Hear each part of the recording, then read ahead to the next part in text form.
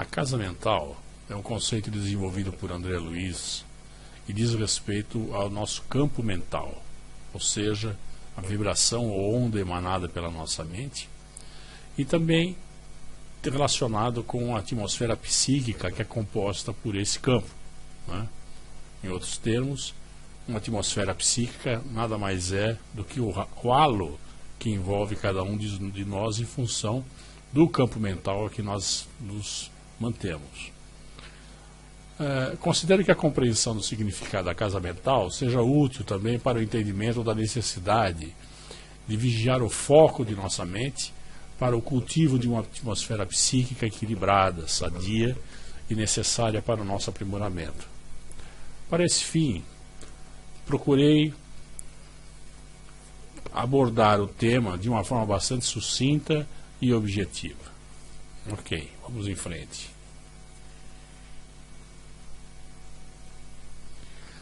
Vale relembrar que André Luiz, através da obra No Mundo Maior, psicografado por Chico Xavier, principalmente no que diz respeito a esse tema, no capítulo 3 e 4, 3 a 5, melhor dizendo, fornece valiosas informações sobre o cérebro, laboratório de nossa mente e antena viva de nossa relação com o alto. Essa informação de André Luiz é mais um dos seus diversos contributos biológicos complexos em artigo publicado na revista científica Neuroendocrinology Letters em 2013. Cientistas compararam conhecimentos médicos recentes com 12 obras psicografadas por Chico Xavier, identificando nelas várias informações corretas altamente complexas sobre a fisiologia da glândula pineal, que só puderam ser confirmadas cientificamente cerca de 60 anos após a publicação das obras. Os cientistas ressaltaram que o fato de que o médium Chico Xavier possuía baixa escolaridade, ou sem qualquer envolvimento no campo da saúde, acaba por levantar questões profundas sobre as obras serem ou não de fruto de comunicação espiritual. Portanto, vamos prosseguir, não sem antes darmos algumas explicações sobre a motivação do tema. A primeira motivação surge das seguintes frases: a cegueira do espírito é fruto da espessa ignorância e manifestações primárias ou do obnubilamento, ou seja, escurecimento da razão nos estados de aviltamento do ser. Nosso interesse no socorro à mente desequilibrada é analisar esse último aspecto da sombra que pesa sobre as almas. Assim sendo, faças-me saberes alguma coisa da loucura no âmbito da civilização. Por isso, convém estudarmos mais detidamente o cérebro do homem encarnado e o do homem desencarnado, em posição desarmônica, por situarmos aí o órgão de manifestação da atividade espiritual. Esse último parágrafo, por si só, já é suficiente para justificar a necessidade de compreendermos a dependência do campo mental gerado pelo cérebro e a atmosfera psíquica de cada um de nós. Essas frases, que são parte da motivação do tema, pode ser encontrada na obra no rodapé do slide. O cérebro é um instrumento que traduz a mente, manancial de nossos pensamentos. Através dele, pois, unimos-nos à luz ou à treva, ao bem ou ao mal. O cérebro é o órgão sagrado de manifestação da mente, em trânsito da animalidade primitiva para a espiritualidade humana. Já pelo exposto, fica clara a importância do cérebro como órgão responsável pela manifestação da mente do indivíduo para o seu progresso espiritual. Mais um item de motivação em relação ao tema é que a mente é o espelho da vida em toda parte, conforme consta em Pensamento e Vida. Nos seres primitivos, aparece sob a ganga do instinto, nas almas humanas surge entre as ilusões que salteiam a inteligência e revela-se nos espíritos aperfeiçoados por brilhante e precioso a retratar a glória divina. Definindo-a por espelho da vida, reconhecemos que o coração lhe é a face e que o cérebro é o centro de suas ondulações, gerando a força do pensamento que tudo move, criando e transformando, destruindo e refazendo, para acrisolar e sublimar. Nesse último parágrafo, André Luiz indica a relação entre a mente e o coração, que não se restringe apenas ao órgão cardíaco. Ao referir-se ao coração, André Luiz certamente se refere ao centro de força cardíaco, que é um dos 7 centros do nosso corpo espiritual, ou seja, o psicossoma. O centro cardíaco está situado no centro do peito e é responsável pela energização do sistema cardiorrespiratório. É considerado também o canal de movimentação dos sentimentos. Não é por acaso que os filhos são aconchegados ao peito, principalmente pelas mães, como um ato de profundo amor que apacenta e energiza a criança. É por isso que nos momentos de fortes emoções, as pessoas instintivamente levam a mão ao peito. Também é por isso que o abraço é um cumprimento afetuoso, pois aproxima os canais dos sentimentos entre duas pessoas.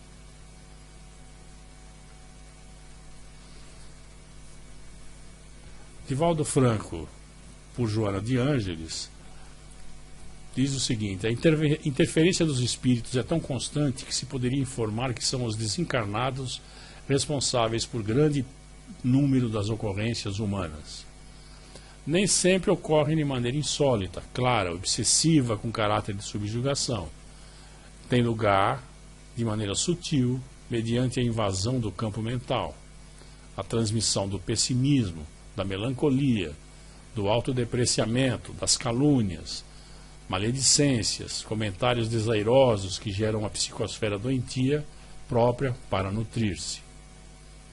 Os espíritos aqui insinuam de forma hábil e quase natural, parecendo pertencer ao campo mental da vítima, as ideias que lhe são insufladas, e se assenhoreiam da área do raciocínio de tal forma que se torna difícil estabelecer uma diferença de conteúdo entre as próprias e as perturbações que proporcionam.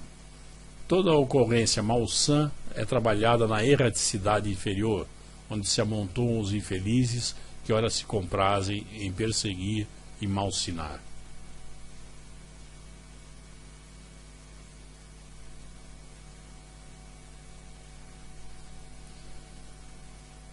André Luiz também tem outras considerações e diz: lamentam-se amargamente os metapsiquistas de que a maioria dos fenômenos mediúnicos se encontram eivados de obscuridades e extravagâncias, e que por isso mesmo a doutrina da sobrevivência para eles se mostra repleta de impossibilidades.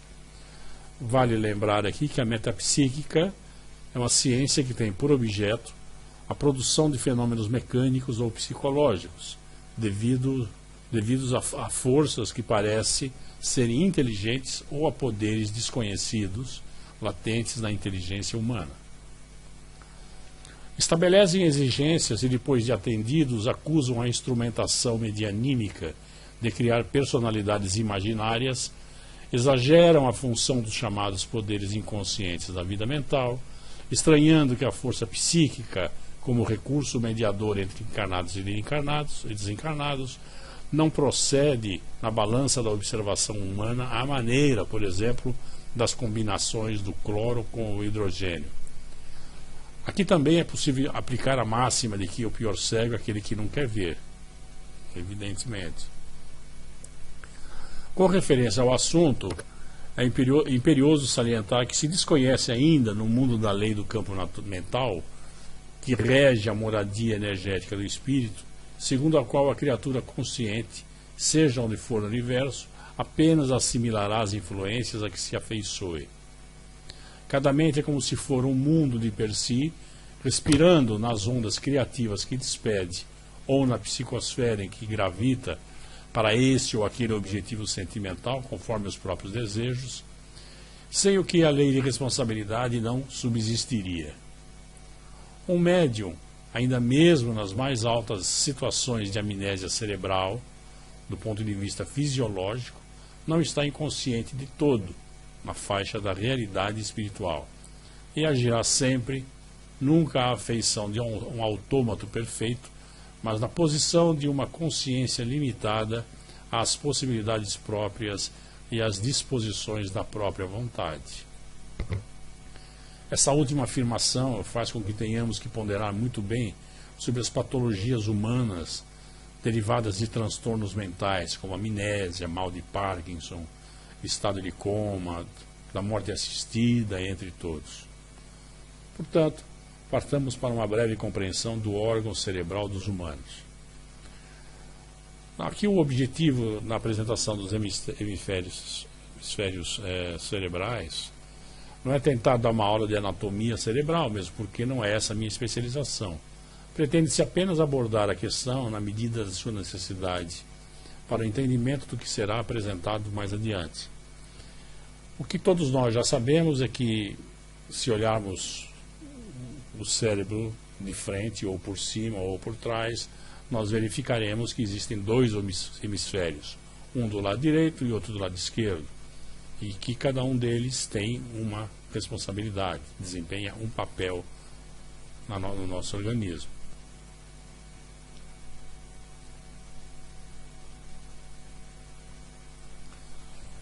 Os lobos cerebrais. Nós temos aqui a demonstração do que consiste cada um dos lobos cerebrais. O lobo occipital são várias subáreas que processam os dados visuais. Os parietais possibilitam a recepção de sensação, tato, dor e temperatura do corpo. Os temporais, localizados na zona por cima das orelhas, têm como principal função processar os estímulos auditivos. Os frontais situam na parte da frente do cérebro, correspondendo a 1/3 do seu volume total.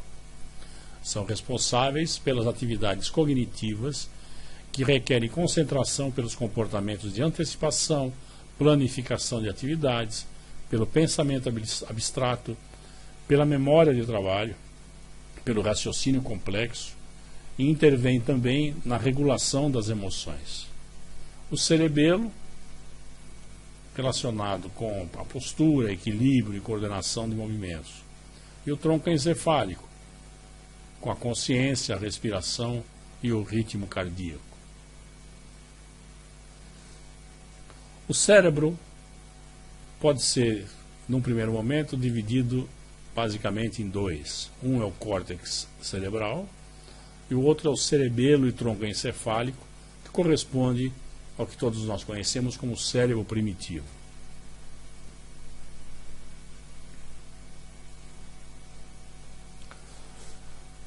Esse diapositivo presta-se a ilustração de como o córtex se torna mais desenvolvido à medida que as espécies são mais evoluídas.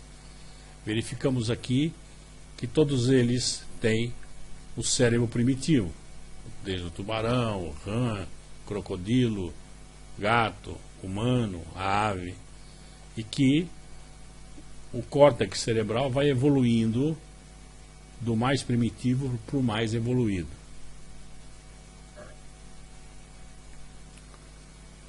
Assistido por Calderaro, nessa obra O Mundo Maior, André Luiz faz as seguintes constatações. Assombrado, notei pela primeira vez que as irradiações emitidas pelo cérebro continham diferenças essenciais. Cada centro motor assinalava-se com peculiaridades diversas através das forças radiantes. Descobri, surpreso, que toda a província cerebral, pelos sinais luminosos, se dividia em 3 regiões distintas. Nos lobos frontais, as zonas de associação eram quase brilhantes. Do córtex motor até a extremidade da medula espinhal, a claridade diminuía para tornar-se ainda mais fraca nos gânglios basais. Ou seja, André Luiz verificou que no lobo frontal esta zona é quase brilhante. À medida que nós vamos caminhando para a parte posterior do cérebro, essa luminosidade vai diminuindo. É por isso que quase que instintivamente colocamos a mão na fronte quando temos a necessidade de refletir muito intensamente sobre algo. Todo o processo de reflexão muitas vezes é acompanhado com o levar a mão até a fronte, e não é por acaso.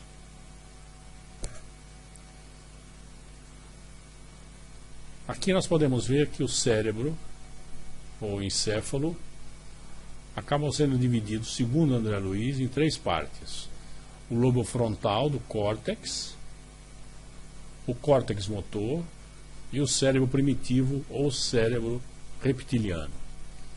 Na primeira camada temos o cérebro mamífero, que está relacionado às emoções, e por último está o neocórtex, que é a camada mais externa e genuinamente humana, onde opera o raciocínio.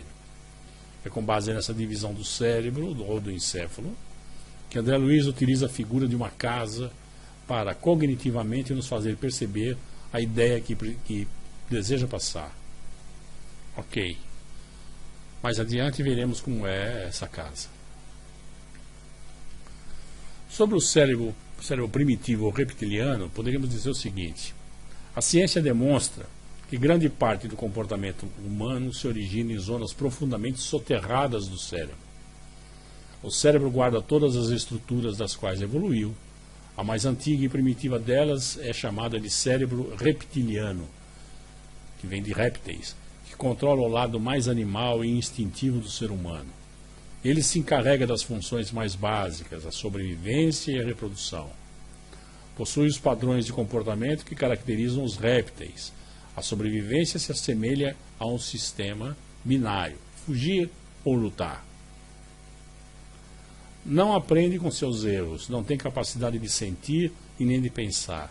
Sua função é de atuar.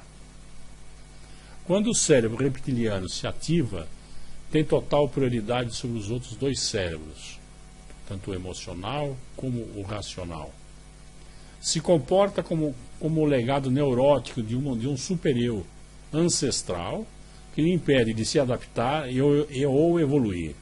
Ele é frio e rígido, territorial e agressivo, hierárquico e escravizador, obsessivo e autoritário, ritualista e paranoico. Quem não conhece esse dito popular? Mente vazia é oficina do diabo. No âmbito do tema desta exposição, pode-se interpretar o sentido de vazio como a falta de objetivos, a falta de reflexão e, o ainda pior, o estar aberto a todo tipo de influências, sem atenção, sem vigilância e etc. Extrapolemos o ditado popular para a figura da casa proposta por André Luiz. Imaginemos o que tem de acontecer em uma casa desocupada. Há uma degradação geral. Já perceberam como os ambientes se deterioram quando não habitados? Até energeticamente.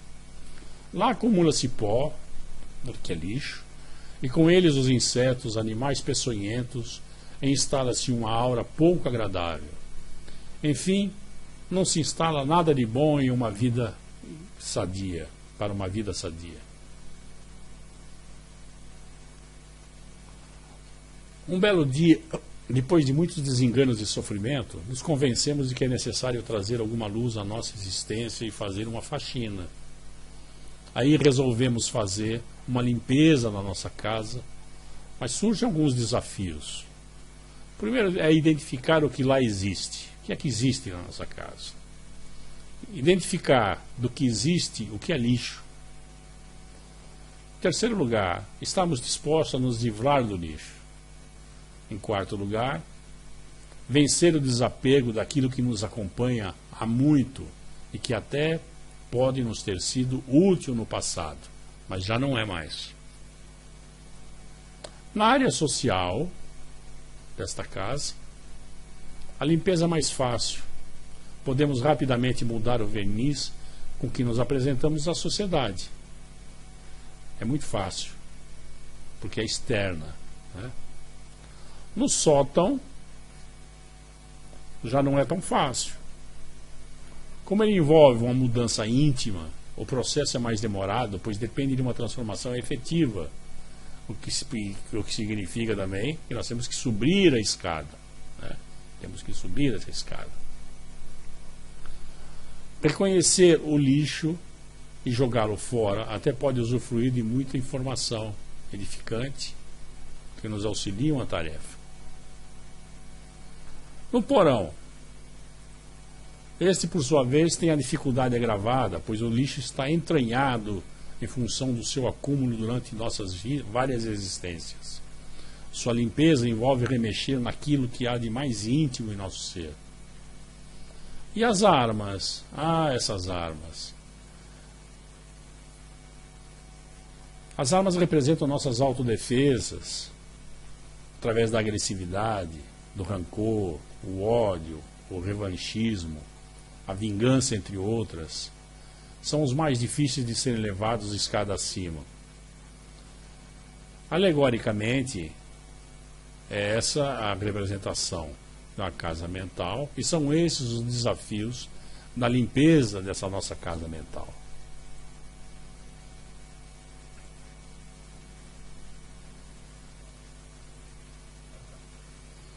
Como já vimos, André Luiz dividiu o cérebro em 3 partes. Cada uma das partes ele relacionou com um plano da casa. Nós temos aqui o lobo frontal, que ele relacionou com o sótão, o córtex motor com a área social, e o sistema nervoso, o cérebro primitivo ou reptiliano, com o porão ou a cave.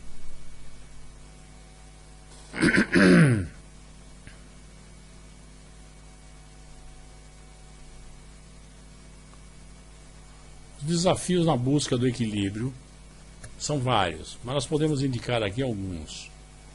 Primeiro, como cultivar uma atividade mental que nos proteja do risco de atolar em um dos 3 planos da casa mental? Como conciliar as experiências vividas no passado com as atuais em busca do aperfeiçoamento moral? Como sair do labirinto de causas e efeitos provocado pela mecanização do dia a dia? Como utilizar a contemplação, um momento quando nos livramos dos grilhões da mente que tudo quer interpretar e controlar, como meio de contato com o alto sem cairmos no chamado ócio contemplativo? Bom, não existe uma resposta específica para cada um de nós. Penso que nós temos individualmente que encontrar as respostas ou os nossos próprios caminhos para responder a essas questões, para superar esses desafios de uma maneira que nos leve a bom porto. Mas para isso podemos considerar também alguns conselhos do alto. Para que nossa mente prossiga na direção do alto, é indispensável que se equilibre, evidentemente, valendo-se das conquistas passadas para orientar os serviços presentes e amparando-se ao mesmo tempo na esperança que flui cristalina e bela da fonte superior de idealismo elevado. Através dessa fonte ela pode captar do plano divino as energias restauradoras, assim como construindo o futuro santificante. Fundamental é que nós possamos estar sempre vigilantes, orar e vigiai, foi o que Cristo disse a todos nós. Portanto, eu penso que nós só podemos encontrar aquele equilíbrio através da oração e da vigilância de nossos pensamentos e de nossos atos. Não há outra maneira. E nesse sentido, cada um tem que encontrar a melhor forma de conseguir atingir esse objetivo. Como nos encontramos indissoluvelmente ligados aos que se afinam conosco, em obediência a indefectíveis desígnios universais, quando nos desequilibramos pelo excesso de fixação mental, num dos mencionados setores, entramos em contato com as inteligências encarnadas ou desencarnadas em condições análogas a nossas. Isso é evidente. Nós colocamos o pensamento, podemos colocar o pensamento em qualquer dos 3 níveis, e em função das ondas mentais, nós seremos acompanhados por aqueles que se afinam com essas nossas ondas mentais. As consequências dos desequilíbrios. O desequilíbrio generalizado e crescente invade os departamentos da mente humana. Combatem-se desesperadamente as nações e as ideologias, os sistemas e os princípios. Estabelecida a trégua das lutas internacionais, surgem deploráveis guerras civis, armando irmãos contra irmãos. A indisciplina fomenta greves, a ânsia de libertação perturba o domicílio dos povos. Guerreiam-se as esferas de ação entre si, encarnados e desencarnados, de tendências inferiores, colidem ferozmente aos milhões. Inúmeros lares transformam-se em ambientes de inconformação e desarmonia. Duela o homem consigo mesmo no atual processo acelerado de transição. Veja, todas essas consequências, e poderiam existir, e tem certamente várias outras, foram ditas por André Luiz quando da psicografia da obra No Mundo Maior. E todas elas mantêm-se totalmente atuais. Por mais incrível que possa parecer. Nós temos tudo isso ainda hoje acontecendo no nosso mundo.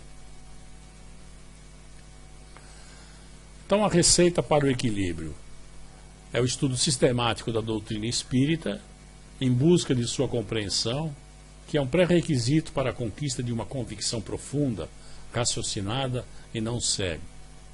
Orar, estabelecer contato com o alto, vigiar os próprios pensamentos e observar cuidadosamente os fenômenos do dia a dia. Praticar o bem, pois essa é a lei superior. Esqueci-me de uma coisa. Uma mensagem importante do Divaldo Franco. Ele diz que é urgente a necessidade de mudança de conduta pessoal, de forma a gerar nesse campos vibratórios propiciatórios do bem ao bem e à saúde. De imediato, quando assim ocorre, os espíritos generosos acercam-se e passam a influenciar emocional e mentalmente, com beleza, imagens agradáveis, estados de euforia e bem-sucedidas realizações. Caso permaneçam as ideias nefastas, os fenômenos mórbidos e desditosos, a mudança de hábitos e a mudança para novas posturas mentais são a terapia que deve ser iniciadas de pronto.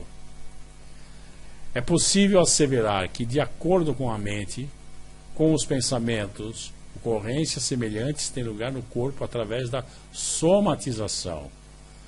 Nosso corpo sofre com aquilo que a mente irradia. Não nos esqueçamos que os perturbadores espirituais vigiam as nascentes do coração das suas possíveis vítimas, a fim de dominá-las depois.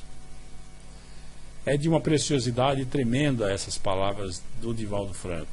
E nós temos que efetivamente tomar atenção a elas se nós pretendemos atingir uma situação de equilíbrio. Não esqueça, ainda por Joana de Ângeles, psicografia de Divaldo Franco. Tu és o responsável pelas ocorrências em que te vês envolvido. Mantenha a resignação dinâmica, isto é, persevera no bem, desse modo conseguindo manter o equilíbrio. Cada vez que te libertares de uma situação deplorável, sentirás força e coragem para crescer na direção de Deus. Sintoniza com o amor e serás aureolado pela paz. Muito obrigado a todos.